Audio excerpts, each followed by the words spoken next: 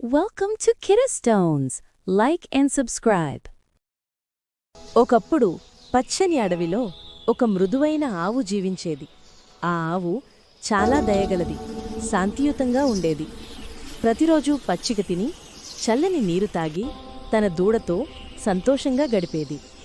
అదే అడవిలో ఒక బలమైన సింహం ఉండేది. అది అడవికి రాజు. దాని గర్జన విన్న వెంటనే అన్ని జంతువులు భయంతో వణికేవి.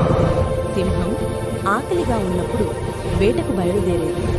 దాని దారిలో ఎవ్వరూ రావడానికి ధైర్యం చెయ్యరు. ఒకరోజు సింహం 2 రోజులుగా ఏమీ తినక ఆకలితో అలమటిస్తూ ఆవును చూసింది. ఆవు పచ్చిక తింటూ ప్రశాంతంగా నిలబడి ఉంది. సింహం దానిని చూసి ఇది నా భోజనమవుతుంది అని అనుకుంది. దూకడానికి సిద్ధమైంది. ఆ సమయంలో ఆవు సింహాన్ని గమనించి పారిపోకుండా ప్రశాంతంగా చెప్పింది, ఓ సింహరాజా, నువ్వు నన్ను చంపి తినవచ్చు, సింహం ఆశ్చర్యపోయింది. త్వరగా చెప్పు అని గర్జించింది. ఆవు వినయంగా చెప్పింది, నా ఇంట్లో ఒక చిన్న దూడ ఉంది. అది ఇంకా పచ్చిక తినలేకపోతుంది. అది ఆకలితో చనిపోతుంది. My calf will die of దయచేసి hunger. నాకు కొంత సమయం ఇవ్వు. Please allow me to నేను go వెళ్ళి home and feed దానికి it పాలు one తాగించి last తిరిగి time. వస్తాను. అప్పుడు నువ్వు నన్ను తినవచ్చు. సింహం నవ్వింది. ఎవరైనా మరణానికి You తిరిగి won't వస్తారా? believe what happened on నన్ను my మోసం hunt చేయాలనుకుంటున్నావా? today. Lions. ఆవు ప్రశాంతంగా I చెప్పింది. promise I will return to you నేనెప్పుడూ అబద్ధం afterward. చెప్పలేదు. You may then do నేను as you తిరిగి wish. రాకపోతే ఈ అడవి నన్ను శిక్షించాలి. సింహం ఆమె కళ్ళలో నిజాయితీని చూసి, సరే, సూర్యాస్తమయం వరకు వేచి చూస్తాను అని చెప్పింది. ఆవు ఇంటికి వెళ్లి తన దూడకు పాలు తాగించి దానిని ముద్దాడి, నా బిడ్డ, ఎప్పుడూ నిజాయితీగా దయగలవాడిగా ఉండు అని చెప్పింది.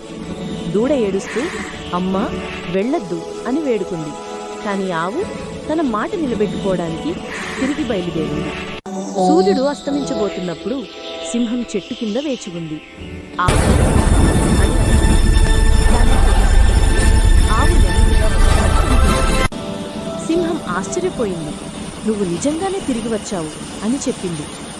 ఆవు సింహం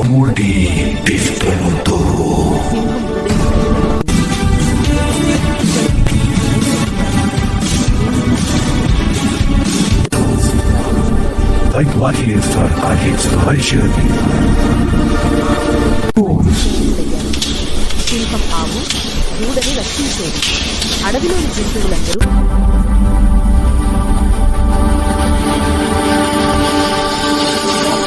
ధైర్యం ఉన్నవారిని శత్రువులు కూడా గౌరవిస్తారు. నిజం చెప్పడం, మాట నిలబెట్టుకోవడం మనిషి గొప్పతనానికి గుర్తు.